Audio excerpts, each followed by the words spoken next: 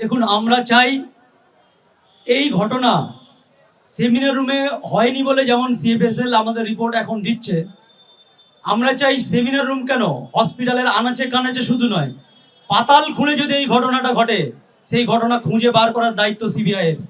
এবং সেজন্য আমরা অর্থ ওটির ব্যাপারেও আমরা বলেছি, প্রশ্ন রেখেছি যে এতদিন হয়ে গেল, আমাদের কর্তৃপক্ষ বলেছে যে বারবার ওনারা চিঠি করেছেন সিবিআই কে যে আসুন আপনারা এই অর্থ ওটিটাকে ইনভেস্টিগেট করুন, তারপরেও সিবিআই কেন এই ব্যাপারে ইনভেস্টিগেট করছে না, এই প্রশ্নটা আমাদেরও আছে। আমরা সিবিআই কে বারবার বলতে চাইছি যে আপনারা ইনভেস্টিগেট করুন, কোনো জায়গা বাদ রাখবেন না, কারণ এটা শুধুমাত্র হাসপাতালের বা কোনো একজন স্বাস্থ্যকর্মীর ব্যাপার নয়, এটা একটা এক্সাম্পল তৈরি হবে পুরো পশ্চিমবঙ্গ নয়, ভারতবর্ষ নয়, সারা পৃথিবীতে যেরকম জঘন্য ঘটনার কে করলো, কেন করলো, কোথায় করলো, কিভাবে করলো এবং কেনই বা করলো, পুরো ঘটনাটা মানুষের সামনে আসার জন্য সিবিআই কে বসে বসে সময় নষ্ট করলে হবে না, তাদের জায়গা থেকে ম্যাক্সিমাম শক্তি দিয়ে এই ঘটনাটাকে উদ্ঘাটন করতে হবে। সে অর্থটি হোক, আশেপাশের জায়গা যেখানে যা আছে সিবিআই খুঁজে অতি দ্রুততার সঙ্গে এই জায়গাটা মানুষের সামনে আসুক, এটা আমাদের তরফ থেকে আমরা দাবি করছি।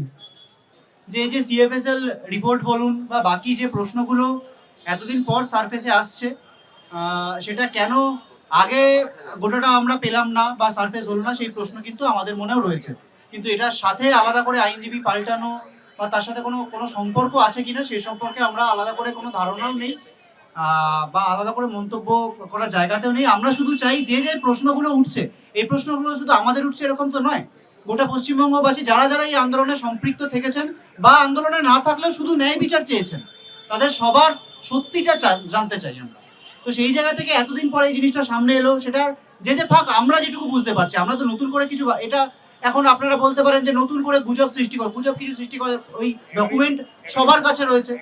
11ই সেপ্টেম্বরের একটা ডকুমেন্ট মিডিয়া বন্ধুদের কাছেও এটা অনেক আগে চলে আসার কথা, আমরা জানি না আসার কথা কি কথা নয়, কিন্তু সেই জিনিসটা এখন আমরা দেখতে পাচ্ছি। অর্থ উঠে নিয়ে যে প্রশ্নগুলো আগেও ছিল, আগে আমরা করিনি এরকম নয়, কিন্তু যে একটা জায়গা বন্ধ করে রাখা হয়েছে, সিল করে রাখা হয়েছে, সেটা সম্পর্কে কিছু জিনিস শোনা যাচ্ছে। এবার সেটা সত্যি কি মিথ্যা সেটা নিয়ে সিবিআই তদন্ত করেছে কি করেনি সেটা তো উল্লেখ থাকতে হবে, যে এখানে কিছু জিনিস, এই যে বলা হচ্ছে যে ওখানে কিছু জিনিস পাওয়া গিয়েছিল। এখন আপনারা আমাদের প্রশ্ন করতে পারেন যে তোমরা কি জানো।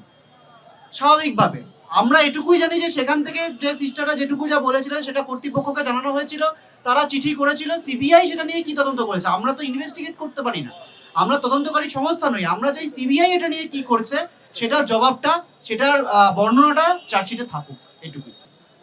যে বিচার শুধুমাত্র কোনো আইনজ্ঞ, কোনো লয়ার তার উপরে কেন ডিপেন্ড করবে? আজকের আমরা দেখছি যে কোনো একটা ব্যক্তি বিশেষে হাত থেকে, প্রভাবশালী ব্যক্তির উপরে হাত থেকে এইসব ঘটনাগুলো নানানভাবে ঘুরে যাচ্ছে।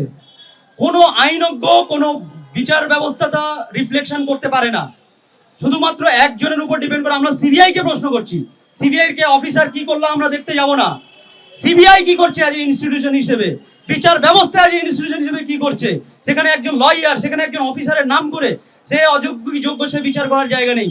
বিচার দিতে হবে, মানুষের না তো বিচার ব্যবস্থার প্রতি আস্থা হারিয়ে যাবে। এই জায়গাটা আমরা প্রশ্ন করতে চাই টোটাল বিচার ব্যবস্থার উপরে, টোটাল সিবিআই ইনভেস্টিগেশন এজেন্সির উপরে। আর সত্যকে কোনোভাবে চাপা যায় না।